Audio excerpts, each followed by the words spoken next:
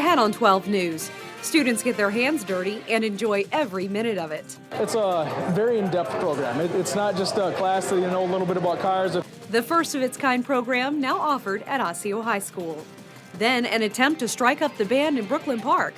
I really think the community support is out there for this. But first, a plan to turn a scenic area of the Northwest Metro into a destination site for brides and grooms. 12 News starts right now. A strip of land along the Mississippi River has been vacant for years. The site along West River Road near Highway 610 was once a neighborhood nuisance, but as Elaine Cleveland reports, it could now get new life thanks to an NHL player and his wife.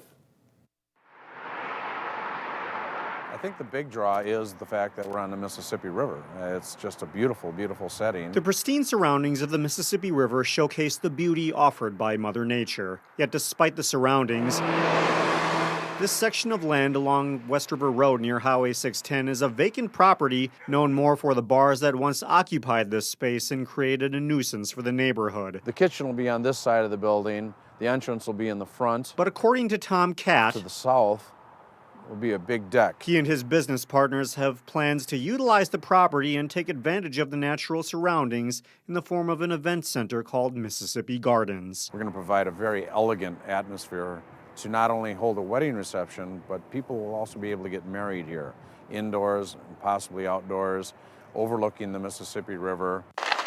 Former Armstrong and Gophers hockey star Jordan Leopold of the St. Louis Blues and his wife Jamie purchased the land for $400,000 in 2011. This is something she's always dreamed of doing. She just thought that it'd be a fun thing to do and a good thing to do once they retired. Meantime, Brooklyn Park city officials are happy to finally see development coming in. It's a beautiful site, and we're hopeful as it moves forward through the planning process that we'll see some good designs and they'll get a nice site plan approved and get going. It's a wonderful community to be involved with, and Jordan and Jamie are from this area. Catt says he and the Leopolds have reached out to neighbors to alleviate any concerns they might have about noise.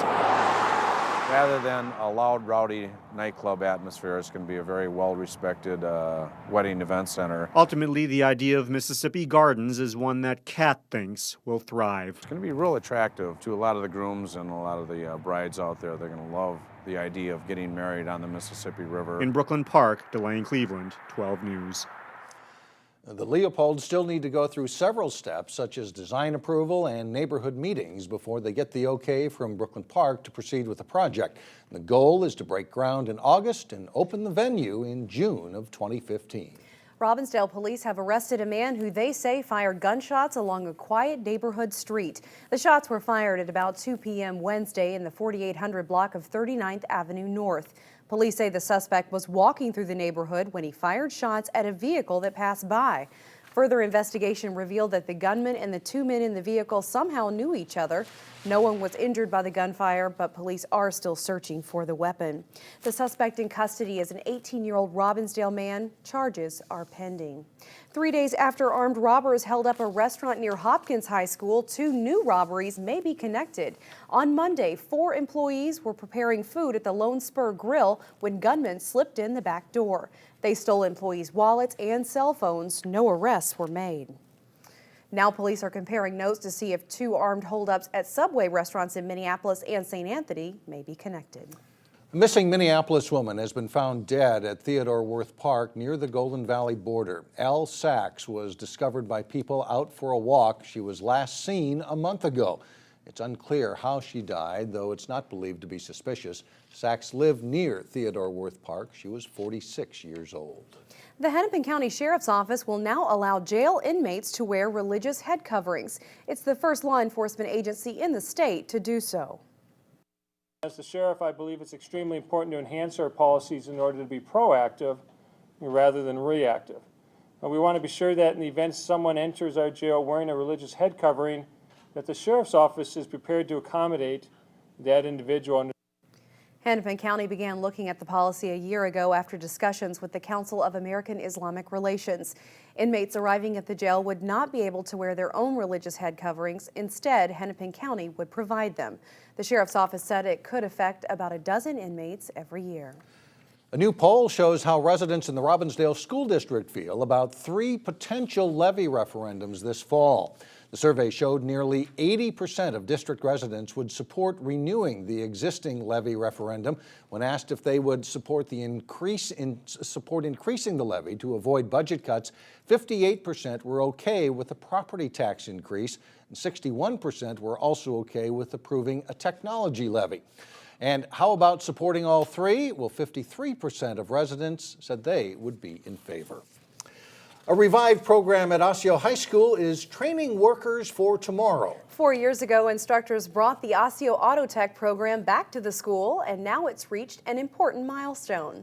I always help guide it around, just like that. You could call John Anderson a car guy. So that tire's on. Now it's time for air. I've been working on cars since I was little with my dad, and it's just what I love. I have a vintage truck. I have a 62 Chevy truck that I drive daily. It needs a lot of work. You know, it's one thing after another, so it's either learn now or later. But now he can brag about it. I learned how to take apart a car, bottom to top, how to go through it, electrical diagnostics, OBD2, timing, cams, everything. John got the top score in the state on an automotive tech test. I enjoy doing it. Everything motors is me. I love it. He's one of the students finishing up a revived course at Osseo Senior High. It's a very in-depth program. It's not just a class that you know a little bit about cars. I took a class one time and I don't remember much. In fact, students spend 2 hours a day for 2 years in Osseo Auto Tech, which is now a certified program. Basically, we go through everything that they need to know for maintenance and light repair. It's an amazing opportunity. Amazing because students can leave here and start at a technical school with 18 hours of credit. Without programs to feed the secondary education, then the secondary education won't feed the programs that feed me.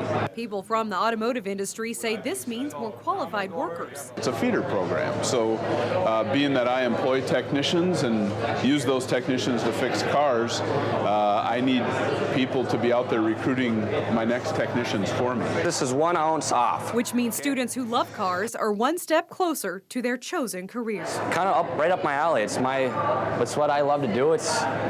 I like coming in here, not afraid to get my hands dirty. The district cut the program due to low enrollment back around 2008, but they brought it back 4 years ago. Can you have the festival without the bands? There's an effort to bring the music back to Tater Daze. Learn why coming up next. And later in sports, Park Center's girls basketball team shoots for a spot in the state finals. But first, spring-like weather ahead in your AccuWeather forecast.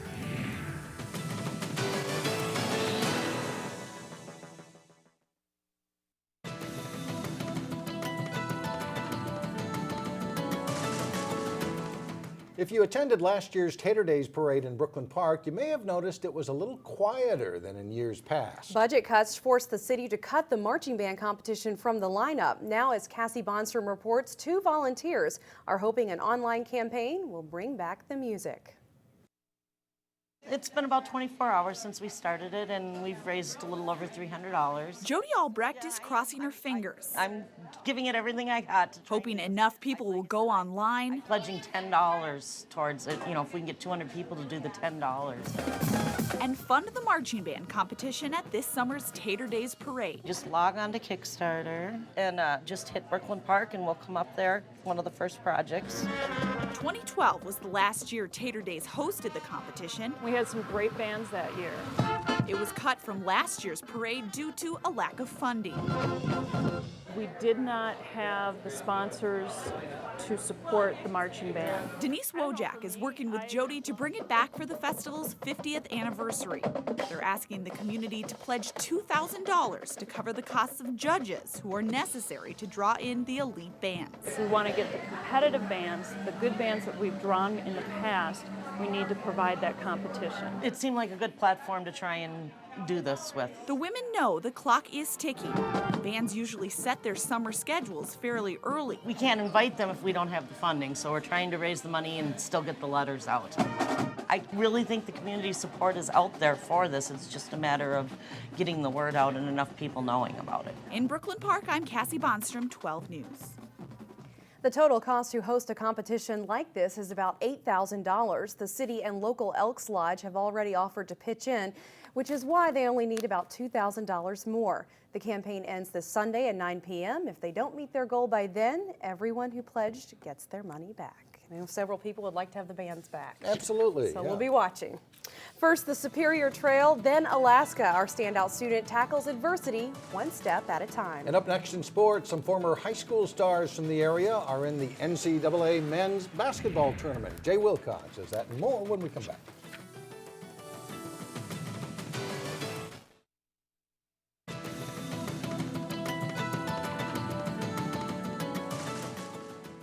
It's been really amazing to see our girls go to state. Yeah, it's good to see how many kids have school spirit and are taking the opportunity to go out to the game. As you can hear, the excitement level was as high as ever for Park Center students following their girls basketball team to their first ever state tournament. After watching the Pirates win in the first round earlier this week, as many as 500 students boarded buses this morning and headed for the Williams Arena on the U of M campus. The team itself got a police escort out to the game, and for their first time in the state tournament, Jay, they're acting like they're playing really well. So far, so good, right? Yeah. That's right, and a couple good games in the semifinals today, not just theirs, but the one right after it, also very close. After beating Simley in the quarterfinals Tuesday, Park Center's girls basketball team had a day off to prepare for the semifinals.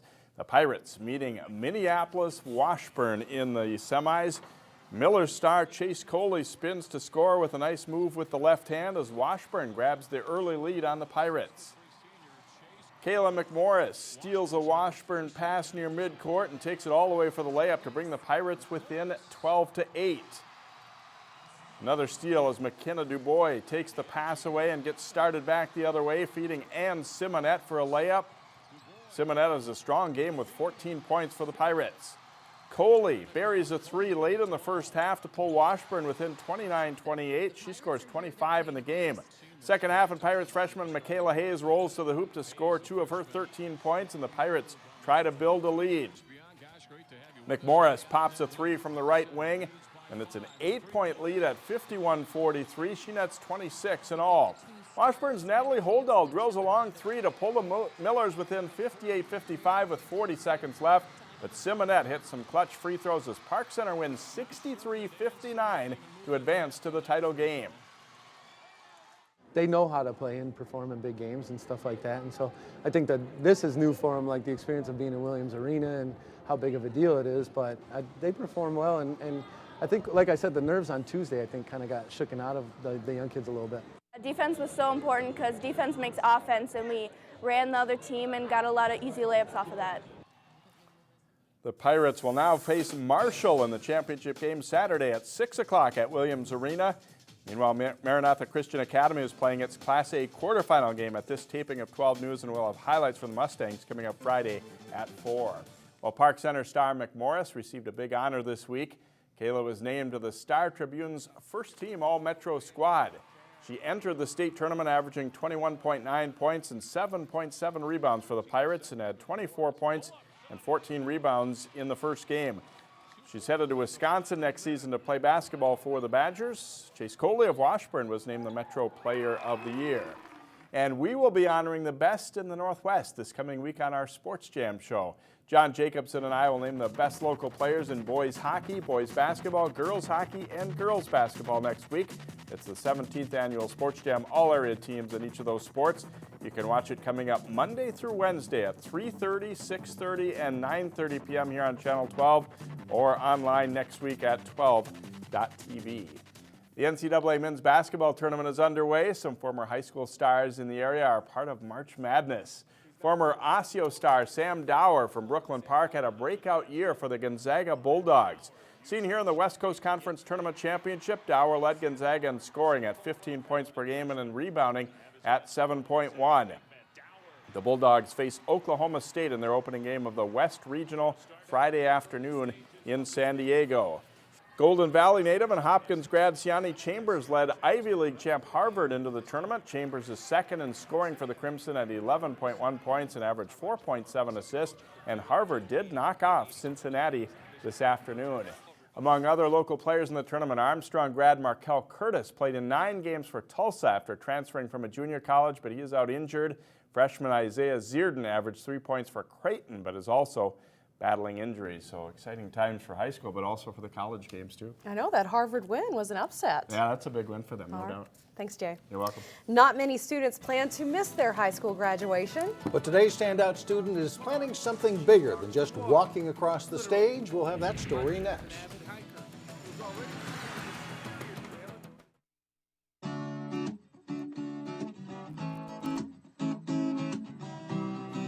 Well, this week's standout student stands out in the classroom and in the great outdoors. She is very intelligent and has a knack for overcoming adversity. Lauren Mongeon is on the fast track to success, and our Eric Nelson has her story.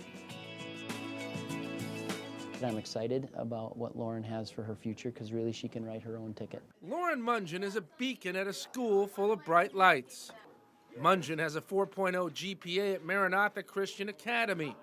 She is motivated, goal-oriented, and takes rigorous courses to prep her for a future in law. I just believe that everyone kind of has to pay their dues, you know, to get where you want in life. You kind of have to work for it. Mongeon embraces challenge and is very linguistic. She already speaks English and Spanish and someday wants to learn French. I love stringing words together, so I find that makes it also fun to learn different languages too. Mongeon not only talks the talk, she walks the walk, literally. Mongeon is an avid hiker who has already completed the Superior Trail in northern Minnesota. Soon Mongeon will miss her high school graduation so she can hike and kayak with a group of students in Alaska. It's another chance for Mongeon to push herself to the limit. You also realize what you're made of. Part of the reason I love hiking so much is that it pushes me and it sees what I'm actually capable of as a person. I think that if it were so easy, I probably wouldn't want to do it so much. Mongeon often gets severe blisters on the hiking trail. Quitting, however, is not in her vocabulary. She marches on, one painful step at a time. Hiking with those blisters, I know every step is grueling. Every step is painful. And yet she does it without complaint. She does it with a great attitude. And she just keeps coming back for more. If it were easy, it wouldn't be a job. There's no point in doing something that just comes to you easily. There's no sense of accomplishment. In Brooklyn Park, Eric Nelson, Channel 12 News. It's a big decision to miss your high school graduation, but she'll have a great time in Alaska. What a good trip. Yeah, it sounds like quite a hike. Yeah, and she'll make it through, I'm sure. That's all the news we have for now. Thanks for joining us, everybody. Stay with us. Community Corner is coming up next, and we'll see you again here tomorrow beginning at 4.